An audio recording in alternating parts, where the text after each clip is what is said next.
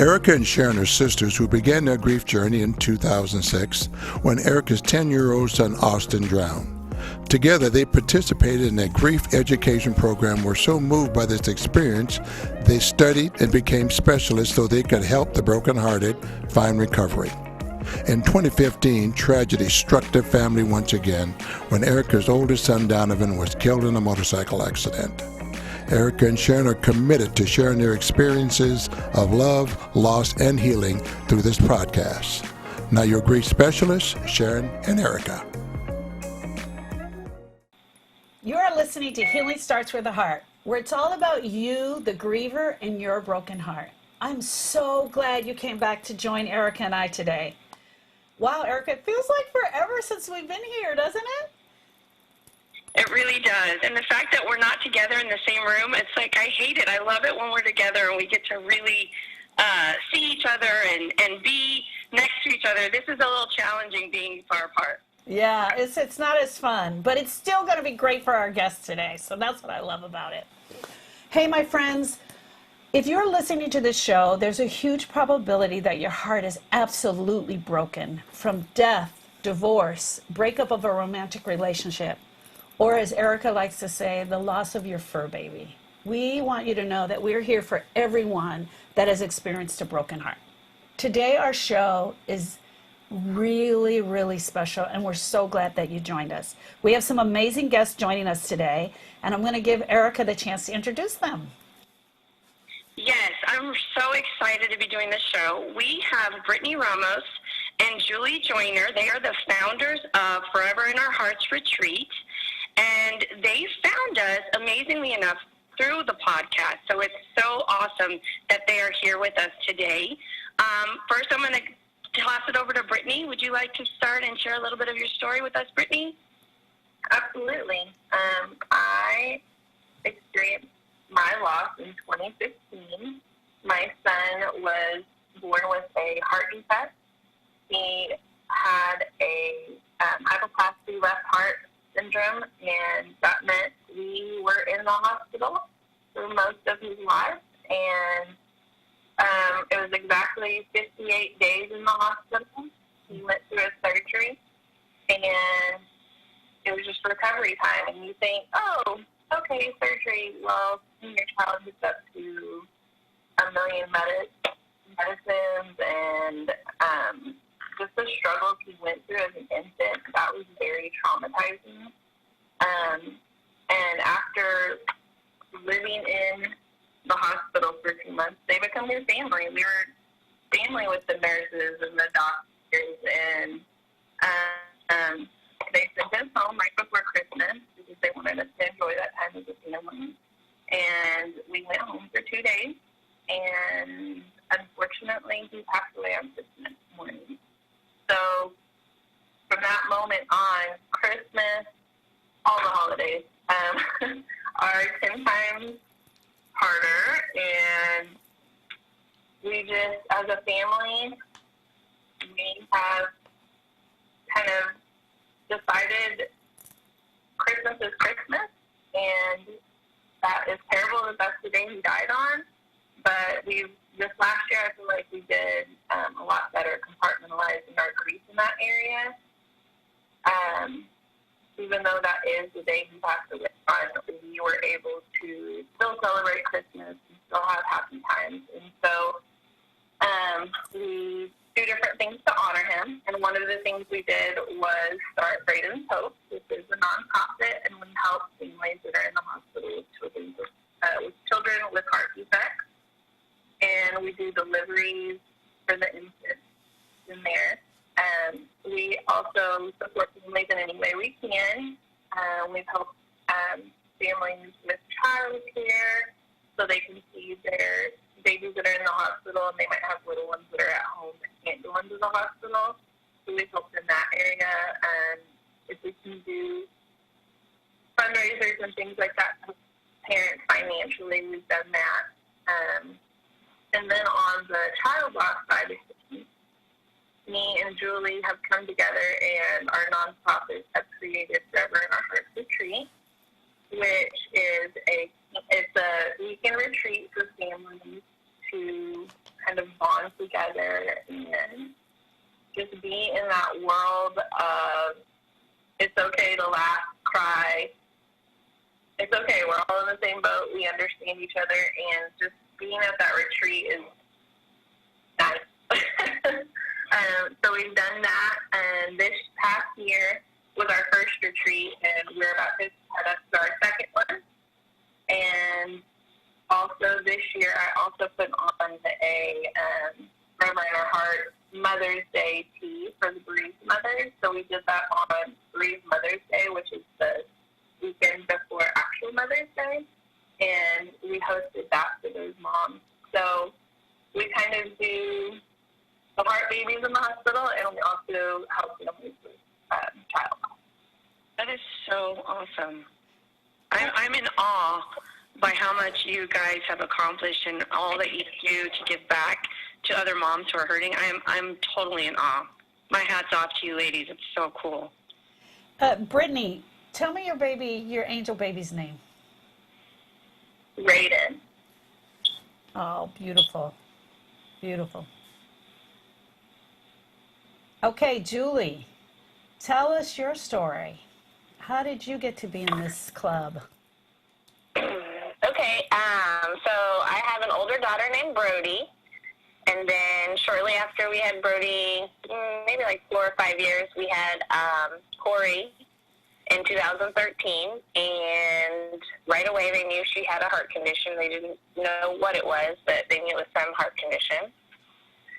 So we had her April 2013, and she passed away in October of 2013 from a rare heart condition, rare cardiomyopathy. Then in 2015, we had another baby through IVF, and she was born in July, and then she passed away also in October of 2015. So after Casey had passed away, which was our second daughter that passed away, I decided that I wanted to create a foundation and help families that needed funds for funeral expenses, because it was so hard to pay for a baby that was just born, and you're paying medical bills, and the last thing you want to do is get these bills in the mail of a baby that you don't even have anymore. Mm-hmm. So, and then on top of that, go back to work or pay funeral expenses, and funeral is really expensive. So we started the foundation. Me and Brittany actually met at a retreat, and we both came from Texas. We went to a retreat out in, I think it was New York or Pennsylvania, but we flew out and met there, but had met in Texas prior to that retreat. We had made time to meet, and then we have similar personalities, and we've been friends ever since. So one thing from having the child loss is that I think I've met some of my best friends with the loss, better friends than I could ever imagine having prior to the loss. That's amazing. That's so totally great. amazing. Yeah. So one of the things I want to know, and it's on that same line, Julie, is how do you and Brittany support each other on a daily basis when you know you need to be there? So when you wake up Monday and you're totally blue, do you reach out to Brittany, and how are you guys there for each other? So we have a Facebook group, or like a messenger group, and it's with 4 girls, and we constantly post in that group, and we all are there supporting each other, and then just texting, reaching out. There are lots of times, you can ask Brittany, that I've just gotten in the car and I just drove out to see her on the weekend. So now it's a little harder because I have a new baby, but yeah, we're not that far from each other. 3.5 hours is definitely worth the time to get together and see each other. Brittany, don't you agree that sometimes just having the other person that totally understands your heart is broken and can just hold your space is so important? Absolutely. That's what, like Julie said, my best friends now are mostly moms that have lost children, which it seems to be part of this club, but I've met the most amazing people through this, and it's changed my life completely. I've met some of the most incredible, strong women I probably would never have came across without this loss. But like Julie said, the other two women that are in our little group that are our besties, they live across the country. But we're constantly in contact with each other, whether it's something, to be excited about with our kids that are still here with us, or whether it's, hey, there's a struggle in grief, or, hey, I just had a total PTSD moment. So whatever it is, we're totally there for each other. And like Julie said, she is always coming up here. I mean, she's always in the car like, oh, I'll be there this weekend. So it's awesome to have friends like that, and it's completely changed, I think, how I create relationships just in general. Right. Right. I have a question. I wanted to ask, because I am totally in awe. I really am. I know Sharon and I, when our loss first occurred with Austin, we're so like, we should do this foundation and we should do that. Like, we bounced around a lot of things, but I felt like all the energy I had was just trying to get through my day-to-day functions and try to be there, like, for my kids that were still here and for my husband. But do you think that the motivation to start your foundations as soon as you guys did after your losses, was that kind of like a distraction to help relieve some of the pain? Because if you felt like you were putting something together to help other people, then you didn't have to feel the brunt of your loss and your broken heart? Or was the loss and the broken heart a motivating factor to help you get it going? Like, because I couldn't get it together in the beginning. I think for me personally, it was both. I think that I wanted, when we were in the hospital with Brayden, me and my husband had decided already we wanted to do something later on down the road to help families in our situation. And so when he passed away, it was kind of a motivator and, hey, let's do this. And it was a type of therapy, and it is a type of therapy for me, to help others. But on the other side of that, sometimes running a nonprofit in honor of my child who passed away is a struggle, especially for me, doing hospital deliveries and being a support system for those families that still have those living children that are going through those struggles. And I see those babies and those children growing and thriving, but seeing the struggles that are in the CHD world of what my life could have been like as far as that struggle goes, that's a hurdle to cross too for me. And so I think the answer is yes, it's therapy for me personally, and I love helping other people that are in my shoes.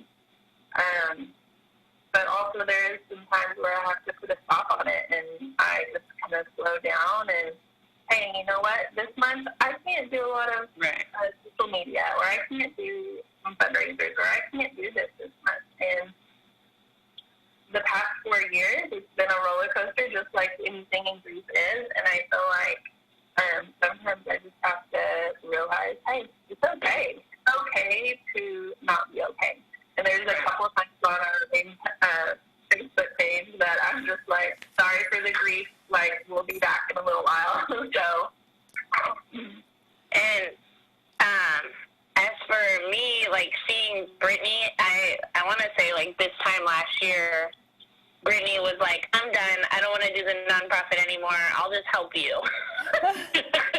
She's like, let's just do the retreat. But now I think that we've done the retreat, and it's hard because you get let down doing the nonprofit, and now that we've done the retreat and we've had success, she's like, oh, no, we're going to take this on and do it full force.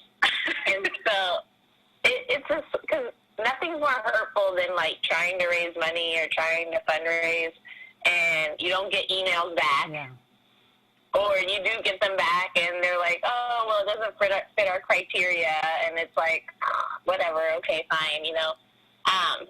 So it's back and forth. It is healing, and it's, like, rewarding to help others. when everything's going your way. When it's not going your way, then it's kind of like, what am I doing this for? Because, like, it's a struggle. It's hard. And I guess it's even harder in the beginning. I feel like it's been getting a little bit easier. But we're still learning. There's a lot of things that we don't know what we're doing, and, oh, that didn't work, and we're not going to do that again. And so, but I think I started the nonprofit more so because I had the second loss. Right. I know for sure if we didn't have the second loss, I would be probably not so much back to normal, but in my routine of trying to, get over my first loss and, making my family, as normal as possible. But because we had the second loss and not realizing that people do have multiple losses, and it's even harder to come back from. Mm-hmm. Yeah, 100%. So, Erica's husband, Louis, says all the time, you're in a tough business, kid. So, and that is so true, because he tells her that all the time, because we know for a fact that people don't want to talk about grief and a broken heart. And even though social media is so amazing and we get to all share our stories, they don't want to hear kind of what we're talking about. So I kind of feel like that's where what you're saying is really along that line of, yeah, I'll help you, but not today. So it is kind of crazy, and it is a tough business. My question for you two ladies is this. At some point you decided to do this retreat. What was the deciding factor for the retreat, and what made you guys want to do that?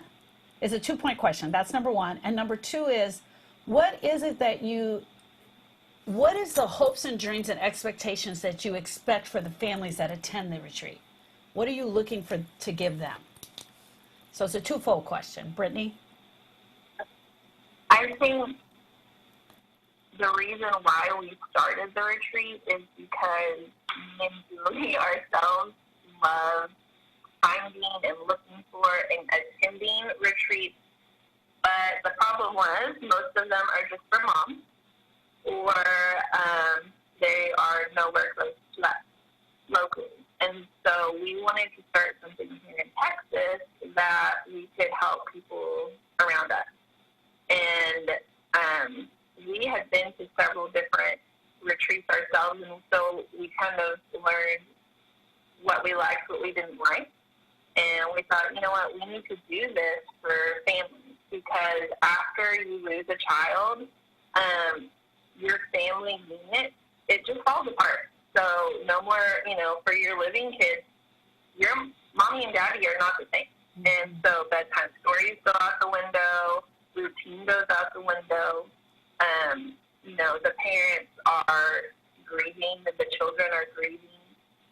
Everybody's trying to wrap their head around this loss, and they all you just go your separate ways, really. And so as educators, me and Julie are both teachers, we wanted to do something for our girls. I have a stepdaughter that's 9, and she has Brody that's 10. And so we saw how much the loss of their sibling affected them.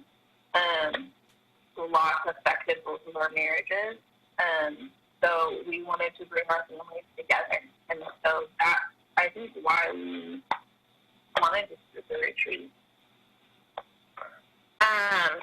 Also, the retreat, me and Brittany knew we wanted to do something, but we didn't know how we were going to do it. I originally started doing a moms-only retreat of scrapbooking and, crafting. And it was hard because people had to pay for it.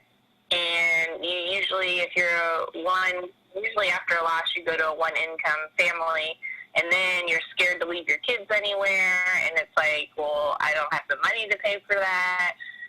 So networking, came in contact with another foundation that was willing to offer all their facilities and everything covered and paid for anybody that attended. And so I called Brittany, and I was like, hey, I got this offer. And she's like, okay. And I said, we're going to go. And it happened right after, so we had a date scheduled, and then Harvey happened. and then we had to move everything, and then we had another date scheduled, and for me it's 5.5 hours to drive, and for Brittany it was like 3.5. And I was like, we're going to go. We had no idea what to expect. They wanted us to come spend the whole weekend with them. So we did it, and we went, and we had a blast, and we fell in love with them, and then come to find out, the lady of the retreat center had her own child lost, so it was like a match made in heaven, like it was supposed to work out this way. And I think because we were educators, we knew that we would make it work. We do planning and everything all day long. And I think as far as what we like families to take away is the closeness and the friendship, and that they know that they're not alone, and that we're all having similar struggles within our family.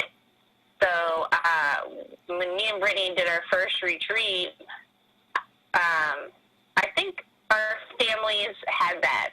Like, they knew, like, by the time the last day, the men were bonding, everybody was talking and hanging out, sharing stories. It was like one big family reunion. That's cool. That's so cool. Have you experienced any resistance, like any participants that were completely opposed, or, you know, that's how you guys feel, I don't feel like that, I'm this, you know, did you guys experience that, and how did you handle it? In the beginning, I think the men were more resistant because they didn't want to open up and share the feelings. And then we had, I want to say last year, we had 3 military men. So I feel like that was even harder to get them to buy into it. But because they had the military background, they started bonding, and then they were able to open up. So, but we do get resistance. I think this year has been a lot easier to get people to attend. This will also be our first year that we don't know anybody that's attending. We had a lot of friends come so that we could work out some kinks and everything. But it's scary. I think that, you know, people don't know us. They don't know what to expect. They don't know, you know, like, they've never been to something like this, and how much they're going to have to share or be put on the spot. So I think that was our hardest part, was to get families the first year to come and be vulnerable. And now we have a waiting list. So I think we need to figure out how to do another one twice a year. Yeah. Oh, that's so cool. Brittany, what keeps you guys going? What keeps you going when the moments are really, really tough? I think our baby that we lost. I will always be Raiden's mom, and how can I be his mom? This is how I be his mom. Yeah. This is how it looks to me. So that's what keeps me going, and that's what motivates me. How I want, you know, you always want your kids to be proud of you, and this is how I'm being proud. Yeah. Yeah. And each other. I feel like we keep each other going. Yeah, that's so true. cool. That's your very thing. Eric and I were just recorded a video the other day of how we both supported each other through the loss, and we both sat and talked about how we both needed each other. So yes, that even though she thought I was there for her, I needed to pick up the phone and hear her voice, because that is what kept me kind of motivated and going. Okay, so the final question I'm going to ask to all 3 of you, to Erica, Brittany, and Julie. I want you guys to give some advice to all the moms out there that are listening to this show that have lost their babies. What is the one thing you want to tell them right now? So we'll start with you, Erica, then Brittany, then Julie. What is the one bit of advice that you would like to leave with them, the ones hearing this show? Anything you want to say from your heart? Anything at all. It's open forum. I think I would need a whole hour just to... But I think the most important is, I think it's okay not to be okay. You don't have to make yourself be anything. You can... I think I put this up on Facebook. If you just breathe today, that's all right. Don't get caught in the pressure of what you should do or need to do, or, you know, you just have to try to find the best way to survive. Brittany? Yeah. What she said. No. I agree. I think every day is a struggle. It doesn't matter if it's day one of your loss or if it's year 4 or year 15 or year 22 out from your loss. I think that every day is a brief roller coaster. Sometimes you're doing great and sometimes you're not, and that's okay. I would encourage you to find help, however that looks to you, whether it is a Facebook group that's going to support you, whether it is you finding a retreat or a grief therapist or whatever that is. I have several things that I do personally that help me. I have a group of moms that are here local to me, and we meet once a month at a restaurant, and we just talk, and we're us, and it's awesome. And sometimes we cry, and sometimes we laugh, and sometimes we do.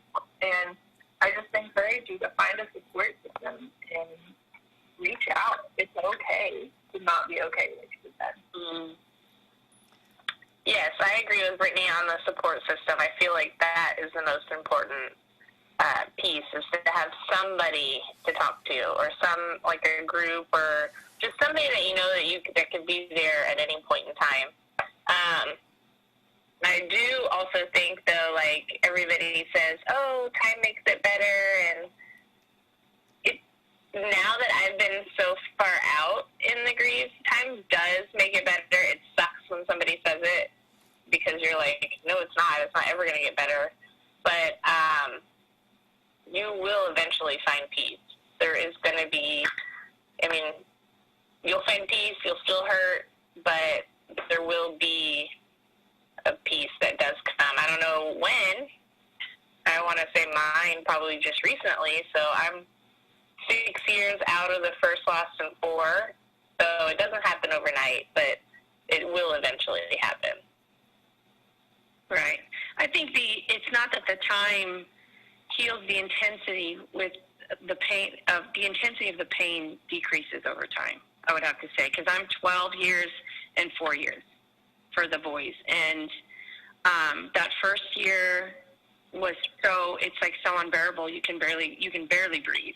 Mm-hmm. And then now it's, I don't wake up every day feeling that whoosh of pain as soon as my eyes open. So the intensity absolutely has decreased. And like you said, Julie, the peace is now I'm starting to find a little bit more peace.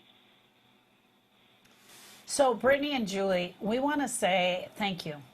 Thank you so much for being the guest on our show. But more than that, thank you for what you're giving back. So I say this all the time, and Eric and I live this, and it's that I always believe we need to leave the earth better than we found it. And you two are living proof of that. Through your pain, you're leaving the earth in a better place because of this retreat. And we're so excited to be a part of it. But most importantly, I think for all 3 of you mothers, you guys are all my heroes. Thank you so much for sharing. And thank you for the joy, a little piece of joy you're going to give to the other mothers that are out there. So thank you for being our guests today. Yes, thank you so much. And please give us your information for our guests that they can hear and know where to find you. You can share it right now. How can they find you? Brittany?